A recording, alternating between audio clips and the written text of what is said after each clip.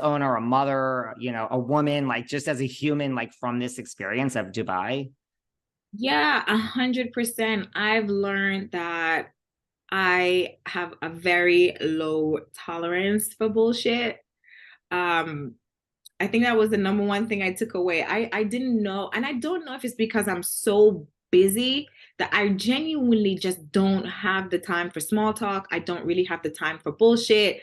You know, my patience is very, very thin when it comes to anything outside of my kids because I feel like I have to give so much to so many people that I don't have the time to really sit around and waste time, right?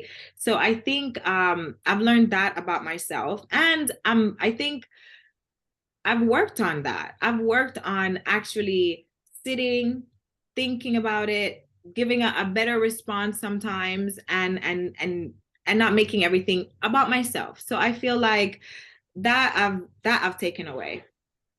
That's Yeah. good to, I'm the same way. I don't have time for BS and let's just cut to the chase. And I don't got no time for The this. chase. Just cut to the chase.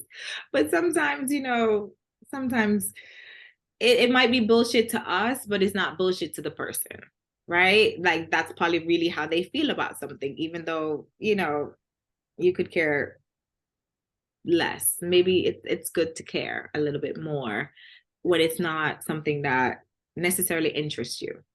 Totally. Yeah. Speaking of your husband and children, like how did they feel about this experience? You know, like you say, like you sign up for it. Like, how did Yeah. they feel and what do they feel about all this? So my husband was not on board originally with the show. He's very private. We've always lived very, very private lives. Well, he did. I came into his private life. Actually, prior to marrying him, I had a very public life. Um, so prior to marrying him, I was it was a complete opposite for me. So jumping back into this was quite natural. It was a natural fit for me, but not for him. But he's so supportive, and I'm so lucky, that he is. And also, I know how to speak to my husband. I know how to get a yes out of him so that we can all be on board. And the show made sense for my business. And he is one of my key investors. Well, he is my key investor. So it made sense for him too from that aspect of it. And I'm very respectful. Like if my kids don't want to shoot, I don't force them to do it. Like we have that rule. If he doesn't want to shoot, I don't force him to do it. And the team, Truly Original, Bravo, they've been really, really respectful of that. They don't force us to do things that we don't want to do. And I think that makes the whole experience for the whole family a positive one, right? So there's never a time where, you know, they come to my house to film a scene and I didn't tell my kids before. I'm like, listen, the camera guys are coming. Are you guys okay to be on camera? If one of them feel like, no, I'm not in the mood, I said, that's fine. Just go to your room. It's cool. And then whoever is in the mood, we go ahead with it. That's good. That's kind of the way it Yeah. should be. What about, you mentioned Kyle earlier? Like, are you shocked? Like, you know, you talk about marriages, like this whole thing that just came out, like Kyle and Mauricio after 27 years. You know what? I remember waking up in the morning and just flicking through Instagram and I saw it and my immediate reaction was like, bullshit. This can't be true. Because every time I hear about like the Bravo curse, I 100% I say, look at Kyle and Mauricio. They've been together for almost 30 years. They've been on the show for over a decade and they're fine. I always go to them, but they're human beings, right? And people go through shit. I pray to God that they work through it because I love them as a couple. I've always loved them as a couple. And I'm praying that it's nothing that it can't be fixed. Yeah, but I was shocked. I woke up like, say it ain't so. Say it ain't so. I Yeah. say the same thing. I'm like, Kyle and Mauricio Caso. I mean, I was shocked. Did Yeah. that cause you any, like, do you believe in the Bravo curse? And like, did this thing with Kyle and Mauricio like cause you a moment of pause, like to check in with your husband of like, are we on the same page? I mean, I know that Yeah. sounds like a strange question, but You know what? It's a valid question because it made me pause.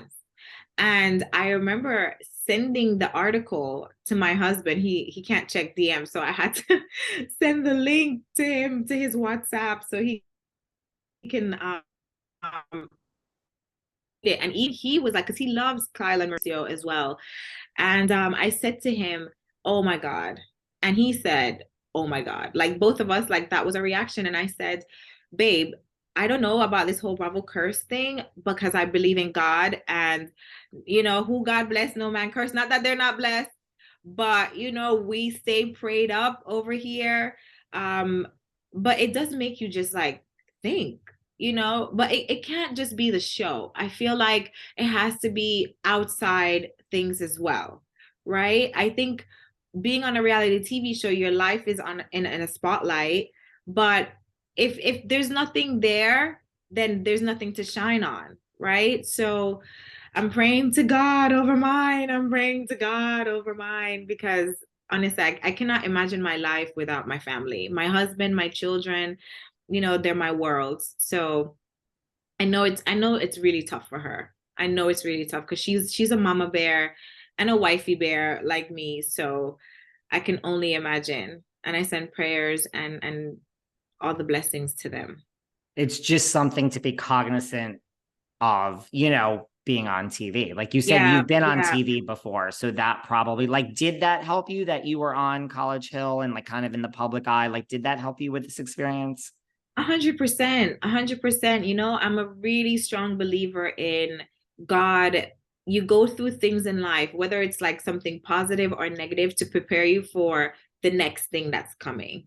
And I feel really strongly about that with College Hill. With besides Stanbury, we were the only two that were, we kind of understood the assignment as far as, the negatives and the positives that come with it. And I remember talking to some of the other ladies, like, you have to be mentally prepared, and your family as well, when you're gonna put your life in on TV. And remember, there are a lot of things that you may say in the heat of the moment that you cannot take back, because once it's out there, and that is it. So just be mindful of that. And like that was like the only thing I remember really, really stressing to the girls, and staying off the blogs. Back then we didn't have social media with College Hill, so that made it a little bit easier, but we had like media takeout and blogs and stuff like that. And I remember our executive producer, Sean Rankin, saying to us, "Stay off the blogs, and hasta la vista, don't contact me again." But that was like the one tip that he gave us that really stuck with me. And to this day, I don't read blogs because I just have to protect my mental health. It's such good advice. I mean, I give that advice all the time because it's like, if you think about it, like, this is how I